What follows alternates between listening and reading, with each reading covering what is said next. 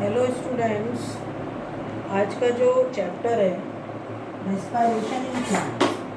Respiration in plants part 7 है और इसका लास्ट टॉपिक है रेस्पायरेटरी क्वेश्चन। रेस्पायरेटरी क्वेश्चन को शॉर्ट फॉर्म में आरक्यू। क्या है respiratory question? Definition: RQ is defined as the ratio of CO2 released to O2 consumed in reaction. कोई भी रिएक्शन हो रही है, चाहे वो एरोबिक रिएक्शन है चाहे वो एनारोबिक रिएक्शन है, इन रिएक्शंस में रेशो CO2 रिलीज का और O2 कंजम्पशन का वो RQ है। तो इसको हम फॉर्मूला क्या लिखेंगे कि RQ is equal to volume of CO2 evolve upon volume of O2 consume. ठीक है, ओके बेटा। अब इसमें क्या होता है कि जो RQ की वैल्यू है वो सबस्ट्रेट टू सबस्ट्रेट वो डिपेंड करती है, वरी करती है। फॉर एग्जांपल कि जो सबस्ट्रेट है कार्बोहाइड्रेट भी है, प्रोटीन भी है, फैट्स भी हैं, ऑर्गेनिक एसिड भी है, एनारोबिक रेस्पायरेशन भी है, और कुछ प्लांट्स ऐसे होते हैं जिनमें ऑक्सीडेशन हो रहा है, इनकम्प्लीट ऑक्सीडेशन हो रहा है, बट CO2 रिलीज नहीं होता, तो उनके अंदर भी हम RQ की वैल्यू निकालेंगे। सबसे पहला इसके अंदर है कि व्हेन कार्बोहाइड्रेट एज सबस्ट्रेट, अगर कार्बोहाइड्रेट सबस्ट्रेट की तरह यूज़ कर रहा है तो सबसे सिंपल रिएक्शन है, छोटी क्लासेस से पढ़ते हुए आ रहे हैं, C6H12O6 + 6O2 is equal to 6CO2 + 6H2O + NH। तो RQ की वैल्यू सबको मालूम है कि 1, RQ is equal to unity. अगर हम सेकेंड केस ले रहे हैं कि व्हेन फैट एज सबस्ट्रेट, तो फैट के केस में जो इक्वेशन है C51, ये C51 H98O6 पामिटिक एसिड,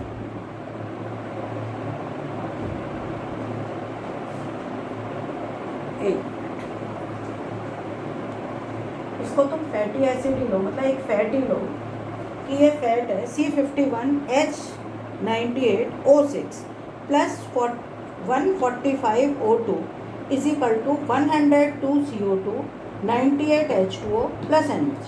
तो RQ की वैल्यू कितनी होगी? मतलब 102 अपॉन 145 0.7। इसको बोलोगे RQ is equal to less than 1 या लेस देन यूनिटी। ओके, तो कार्बोहाइड्रेट के केस में लेस देन 1 क्यों आया? क्योंकि तुम देख रहे हो कि ये जो एक फैट है, इस स्टीयरिक एसिड भी हो सकता है, पामिटिक एसिड भी हो सकता है, किसी का भी तुम ऑक्सीडेशन, NCERT में ये रिएक्शन है इसलिए मैंने ये लिखी है, पर अगर तुम स्टीयरिक एसिड का भी करोगे C18H36O2 उसकी भी रिएक्शन बनाओगे तब भी उसके अंदर यही है, 0.7 ही आता है। पर इसमें तुम ये कहोगे कि लेस क्यों आया? क्योंकि इतना बड़ा मॉलिक्यूल है फैट का, पर ऑक्सीजन तो बहुत कम है, तो बाहर से इसे ऑक्सीजन ज़्यादा देनी पड़ रही है, और जब ये ऑक्सीडाइज करेगा तो CO2 कम रिलीज होगा, इसकी वैल्यू होगी लेस देन यूनिटी। अब हम आगे जो है अदर सबस्ट्रेट हैं, दूसरे सबस्ट्रेट में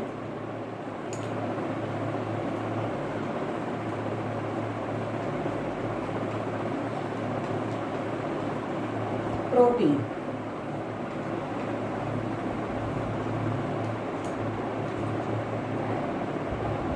प्रोटीन एज सबस्ट्रेट। तो इसमें इक्वेशन मत लिखो, इसमें डायरेक्ट लिख दो कि प्रोटीन के केस में RQ की वैल्यू 0.9, और इसको क्या कहोगे? ये भी क्या कहोगे? Less than unity. RQ की जो वैल्यू होगी वो लेस देन यूनिटी। लिखोगे कैसे? RQ is equal to less than. ठीक है, नेक्स्ट इसका जो थर्ड पार्ट तो ये था, फोर्थ पार्ट है organic acid. Organic acid, organic acid for example malic acid, मतलब बहुत सारे हैं जितने भी क्रैप्स में पड़े हैं तो वो सब ऑर्गेनिक एसिड है, और मैलिक एसिड है सबस्ट्रेट। इसको जब तुम ले रहे हो मैलिक एसिड इज सबस्ट्रेट, इसमें RQ की वैल्यू यहाँ भी लिखोगे, इक्वेशन की जरूरत नहीं है, RQ की वैल्यू मोर देन यूनिटी, मतलब और इसको लिख सकते हो 1 पॉइंट समथिंग, 1.5 समथिंग इस तरीके से। पर एक एग्जाम्पल ध्यान रखोगे, कुछ एग्ज़ाम में नीट का एग्ज़ाम है, एम्स का एग्ज़ाम है, अदर एग्ज़ाम है, तो इसके केस में ऑक्जेलिक एसिड स्पेशल केस है, ये एक्सेप्शन कह दो, एक्सेप्शन कह सकते हो ऑक्जेलिक एसिड। इसके केस में RQ की वैल्यू 4। ध्यान रखोगे बच्चों, RQ की वैल्यू ऑर्गेनिक एसिड, किसी ऑर्गेनिक एसिड को ऑक्सीडाइज करोगे 1 पॉइंट समथिंग, यहाँ फाइल लिख दिया है मैंने 1 पॉइंट समथिंग, पर ऑक्जेलिक एसिड एक एक्सेप्शन केस है जिसमें RQ की वैल्यू कितनी होगी 4। ठीक है, अगला नेक्स्ट इसके अंदर fifth anaerobic, anaerobic respiration. Anaerobic respiration सभी को मालूम है, इक्वेशन पहले से ही पढ़ चुके हो इसकी।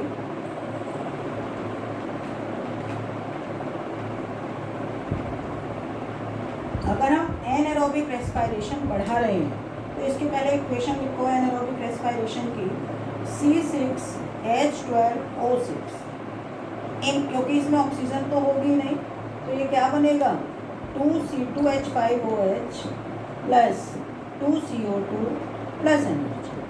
तो यहाँ पर RQ की वैल्यू निकालो, RQ इक्वल टू कितना होगा 2CO2 अपॉन O2 की वैल्यू क्या लिखेंगे, ये वाला काउंट नहीं करेंगे, बहुत से बच्चों से पूछती हूँ तो वो लिख देते हैं 6।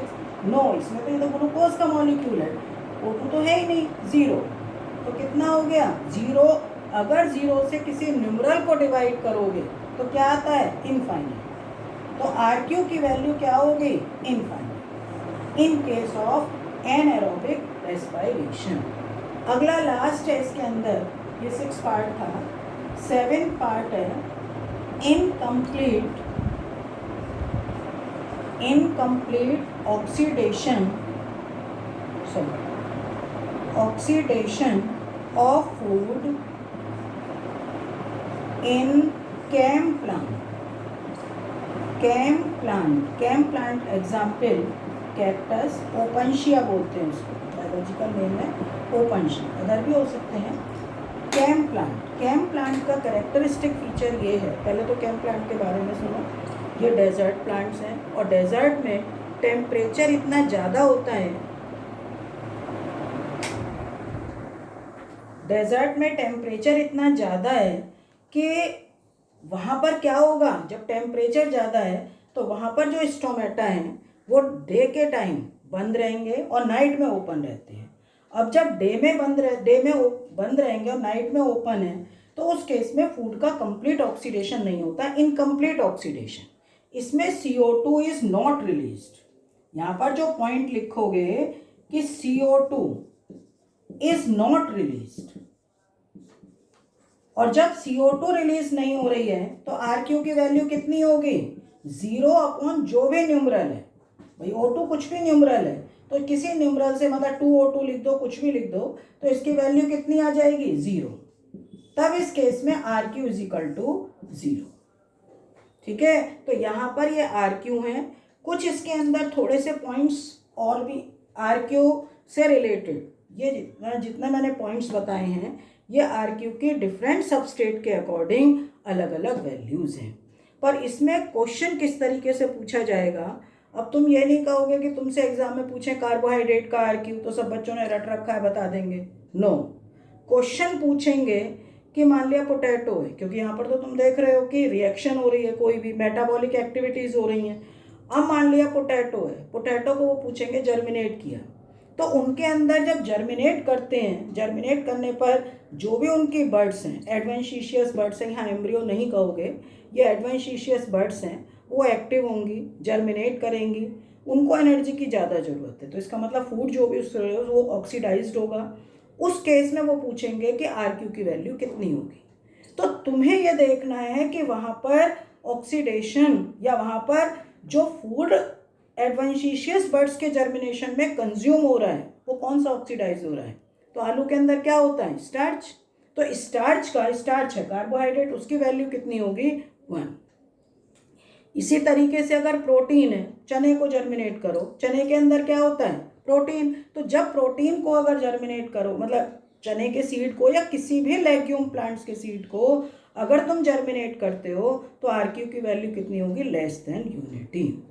इसी टाइप से mustard seed, sunflower seed, sesamum seed, तिल का जो सीड होता है, अगर वो जर्मिनेट होते हैं तो उसके जर्मिनेशन में, जब जर्मिनेशन होगा तो उसके जर्मिनेशन में RQ की वैल्यू, क्योंकि उसके अंदर ऑयल है और वो फैट ऑक्सीडाइज्ड होगा, तो RQ की वैल्यू भी लेस देन यूनिटी 0.7। इस तरीके से क्वेश्चन वो पूछे जाएंगे, डायरेक्ट क्वेश्चन नहीं पूछेंगे। ठीक है, ओके बेटा। अब इसमें नेक्स्ट टॉपिक है, कुछ थोड़े थोड़े से छोटे छोटे क्वेश्चन हैं जो बच्चों से पूछे जाते हैं। अब एक बार एक क्वेश्चन है, कई बार बुक्स में मिल जाता है, कई बार नहीं मिल पाता। प्रोटोप्लाज्मिक, एक होता है protoplasmic respiration. What is meaning of protoplasmic respiration? Means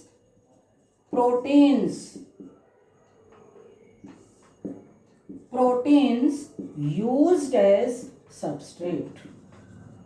बाकी सब कुछ है, अगर प्रोटीन को सबस्ट्रेट की फॉर्म में यूज कर रहे हैं तो वो कौन सा रेस्पिरेशन कहलाएगा? Protoplasmic respiration. एक टॉपिक है फ्लोटिंग रेस्पिरेशन। फ्लोटिंग रेस्पिरेशन का मीनिंग ये नॉर्मल है, जिसमें मतलब इसका मीन्स है, ये means carbohydrate and fat used as substrate. Substrate की तरह अगर कार्बोहाइड्रेट और फैट यूज कर रहे हो तब ये कहलाएगा फ्लोटिंग रेस्पिरेशन। एक इसमें टॉपिक पूछते हैं पाश्चर्स इफेक्ट, पूछते हैं पाश्चर्स इफेक्ट। ये भी कई बुक्स में दे रखा है, कुछ में नहीं दे रखा। तो पाश्चर इफेक्ट का क्या मतलब है कि अगर कोई रिएक्शन एनारोबिक है, ठीक है, तो हम ये कहेंगे अरे इसमें तो एनारोबिक रेस्पिरेशन हो रहा है, इसको ऑक्सीजन मिल नहीं रही है, और तुमने उसमें ऑक्सीजन डाल दी। मान लो एनारोबिक जो रेस्पिरेशन है जो कि ऑक्सीजन का एब्सेंस में हो रही है, और मान लिया हम उसको O2 दे देते हैं, तो O2 देने में क्या होगा कि रिडक्शन ऑफ सबस्ट्रेट, मतलब reduction of consumption of substrate when changed anaerobic to aerobic. अगर एनारोबिक से एरोबिक में चेंज करोगे तो जो उसका सबस्ट्रेट का कंजम्पशन कम हो जाएगा, इसका मतलब रिएक्शन स्लो हो जाएगी, बहुत स्लो, और हो सकता है वो बंद भी हो जाए। तो ये जो पाश्चर साइंटिस्ट का नाम है, उन्होंने इसको डिस्कवर किया था, तो उनके नाम पर इसको बोलते हैं पाश्चर्स इफेक्ट। एक इसमें कई बार ये भी पूछा जाता है, इसके अंदर एक टॉपिक, मतलब टॉपिक क्या है, पॉइंट ही है कि ETC, इलेक्ट्रॉन ट्रांसपोर्ट चेन। पहली वीडियोस में सारा ये हो चुका है, इलेक्ट्रॉन ट्रांसपोर्ट सिस्टम पूरा कंप्लीट रेस्पिरेशन। तो ETC पॉइजन, और ETC पॉइजन होता है साइनाइड। साइनाइड को कहते हैं कि जीभ पर रखा और तुरंत डेथ। साइनाइड पॉइजन बहुत ज़्यादा ये पॉइजन है। ये क्या करता है, जब इलेक्ट्रॉन ट्रांसपोर्ट सिस्टम में, मैंने साइटोक्रोम का पढ़ा रखा है कि साइटोक्रोम A3 से A, वहाँ इलेक्ट्रॉन का ट्रांसपोर्टेशन है, उसको ये एकदम रोक देता है, और जब रोक दिया तो रिएक्शन खत्म, और तुम्हें मालूम है जब ये रिएक्शन खत्म तो तुरंत डेथ। तो ये होता है ETC पॉइजन। और बहुत सारे पॉइजन हैं जो बीच बीच के स्टेप को भी ब्रेक कर देते हैं, पर इसका काम ये होता है, नीट का भी क्वेश्चन है, कि जो साइटोक्रोम A3 से A में जो ट्रांसपोर्टेशन हो रहा है उसको ये रोकता है। ठीक है, तो रेस्पिरेशन से related respiration in plant part 7, इसमें ये लास्ट टॉपिक था। अब इस चीज़ से एक चीज़ और ध्यान आ रही है मुझे कि इसमें जैसे रेस्पिरेटरी क्वेशेंट है, तो जब ह्यूमन क्वेशेंट वर्ड से, यहाँ पर इससे रिलेशन कुछ नहीं है, ये इसका एक्स्ट्रा है, मतलब यहाँ पर एक्स्ट्रा है, ये कुछ रिलेशन नहीं है इससे। पर क्वेशेंट वर्ड से एक चीज़ याद आई, ह्यूमन जेनेटिक्स में पढ़ते हैं इंटेलिजेंस क्वेशेंट, और इंटेलिजेंस क्वेशेंट IQ, ये होता है IQ। IQ का मतलब होता है कि IQ is equal to mental age upon real age into 100। ये देखो इस चैप्टर से कुछ रिलेशन नहीं है, बस क्वेशेंट जो वर्ड यूज हुआ है, तो इसलिए मैं तुम्हें थोड़ा सा हल्का सा बता रही हूँ कि ह्यूमन जेनेटिक्स में भी एक टर्म होता है इंटेलिजेंसी क्वोशिएंट IQ, जिसमें यूजेनिक्स, यूथेनिक्स, यूफेनिक्स ह्यूमन के कैरेक्टर्स के बारे में पूरा पढ़ते हैं। तो वहाँ पर IQ mental age upon real age into 100। अगर किसी बच्चे की मेंटल एबिलिटी ज़्यादा है, मतलब उसको सराउंडिंग नॉलेज बहुत ज़्यादा है पर उसकी अभी रियल एज कम है, तो इसका मतलब उसके IQ ज़्यादा होगी। और IQ की वैल्यू जो है स्टार्ट होती है 140 अब। 140 से ज़्यादा है तो वो बच्चा जीनियस में आएगा।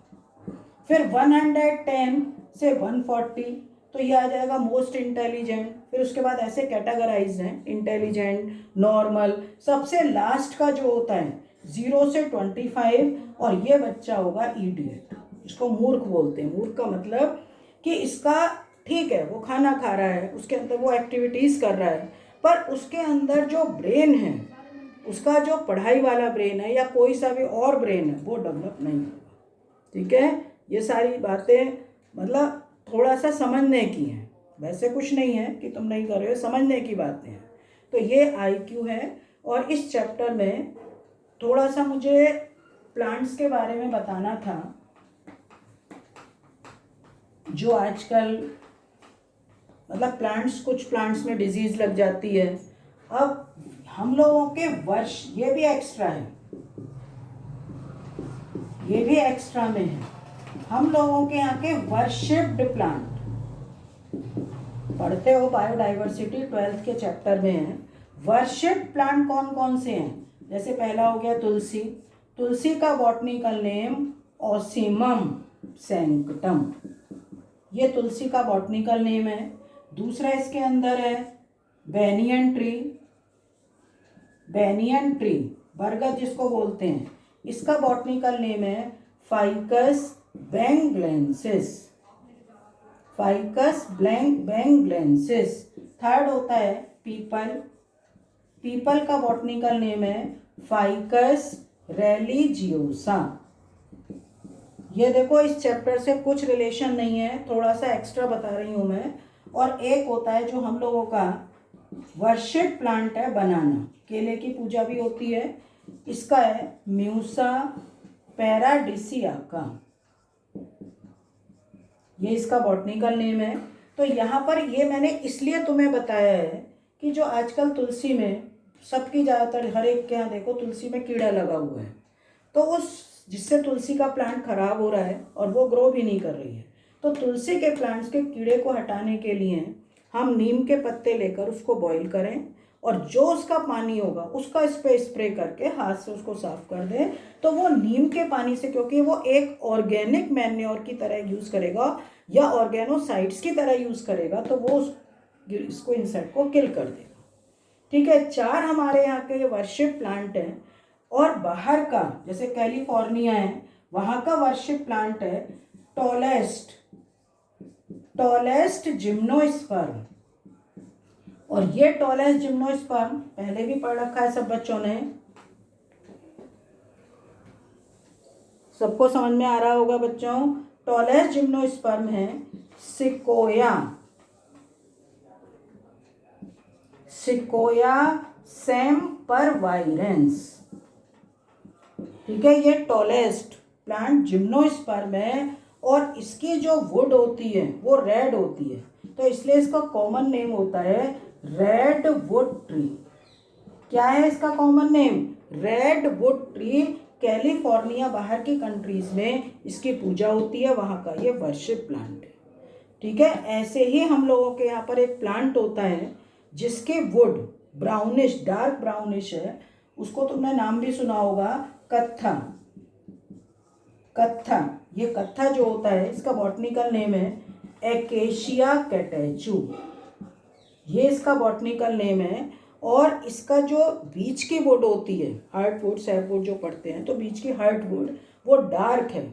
और कत्था तुम्हें मालूम है पान में भी यूज़ करते हैं, हम पान खाते हैं रेड हो जाता है हमारा अंदर से मुंह, तो वो कत्था जो उसका कलर है। और कत्था जितना भी ये रंगाई वगैरह वाले होते हैं तो ये रंगने में भी इसका यूज़ करते हैं। ठीक है, आज की वीडियो में थोड़ी सी चीज़ें इंटरेस्टिंग डाली हैं, पढ़ते पढ़ते सारा ये लगता है कि चैप्टर के बारे में पढ़ा है, थोड़ा सा अलग से डाला है और मुझे लगता है सबको अच्छा लगेगा ये। तो अगर वीडियो सबको अच्छी लगे तो लाइक ज़रूर करना, ठीक है। Okay, thank you so much.